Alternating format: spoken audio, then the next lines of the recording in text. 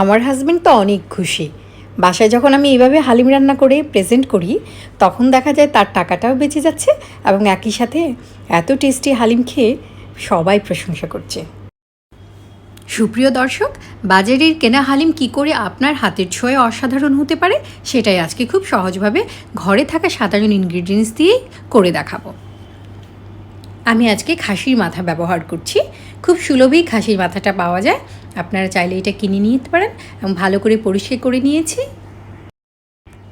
একটা হাঁড়িতে 1/4 কাপ তেল দিয়ে 4টা বড় সাইজের পেঁয়াজ কুচি দিয়েছি এবং কিছু গরম মশলা দিয়ে আমি ভেজে নিয়েছি।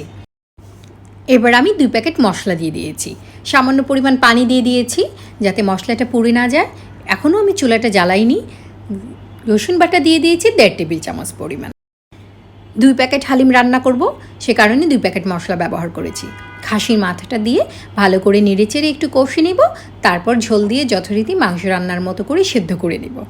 আমি এক্সট্রা কোনো মশলা এখানে এখনও ব্যবহার করিনি, রান্নার শেষের দিকে ব্যবহার করব, তাতে করে ফ্লেভারটা বেশ ভালো থাকবে।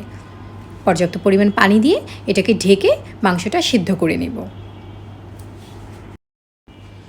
ঝোলটা কমে এসে মাংসটা যখন অনেকটাই সেদ্ধ হয়ে যাবে এ পর্যায়ে আমি 1 চা চামচ পরিমাণ আদা গুঁড়া দিয়ে দিয়েছি। আমার কাছে আদা বাটাটা ছিল না, আপনারা আদা বাটাটা ব্যবহার করতে পারেন। আর এদিকে আমি সেই ডালের যে মিশ্রণটা আছে 2 প্যাকেট মিশ্রণ আমি প্রথমে স্বাভাবিক তাপমাত্রায় পানি দিয়ে মিশ্রণটাকে একটু গুলিয়ে নিয়েছি। প্রথমেই যদি আপনি গরম পানি ঢেলে দেন তাহলে দলা পাকিয়ে যায় এবং মেশাতে বেশ অসুবিধা হয়। তারপর আমি গরম পানি ঢেলে দিয়ে ঢাকনা দিয়ে ঢেকে রাখবো কয়েক ঘন্টা। আপনাদের হাতে যদি বেশি সময় না থাকে আধ ঘন্টাখানিক রেখে দিতে পারেন, তাতে করে রান্নার সময়টা অনেকটাই বেঁচে যায়। এবার আমি এটা ফোটাতে শুরু করেছি, অবশ্যই নেড়ে নেড়ে দিতে হবে, নয়তো তলানিতে লেগে যাবে। এটা অনেকটাই যখন ফুটে ঘন হয়ে আসবে এবং ডালটাও সেদ্ধ হয়ে যাবে সেই পর্যায়ে আমি খাসির মাথা যেটা রান্না করেছি সেটা ঢেলে দিয়ে আবারও নেড়ে চেড়ে কিছুক্ষণ রান্না করব। একটু ধৈর্য সহকারে যদি আমরা হালিমটা এইভাবে রান্না করি আসলে হালিমের টেস্টটা অসাধারণ হবে। ভালো করে নেড়ে চেড়ে এটাকে রান্না করে নিচ্ছি। তারপর আমি ঢাকনা দিয়ে ঢেকে রেখে এটাকে আরেকটু ফুটিয়ে নেব এবং এতে করে অনেকটাই ঘন হয়ে আসবে।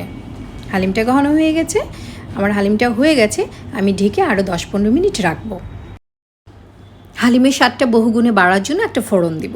আমি কিছুটা তেল নিয়ে 4টা শুকনো মরিচ নিয়ে ভেজে নিয়েছি, চুলাটা বন্ধ করে দিয়ে তারপর 1 চা চামচ জিরা দিয়ে দিয়েছি। জিরা দিয়ে আমি ভেজে নিয়েছি, তারপর আমি এটা ফোড়ন দিয়ে দিয়েছি।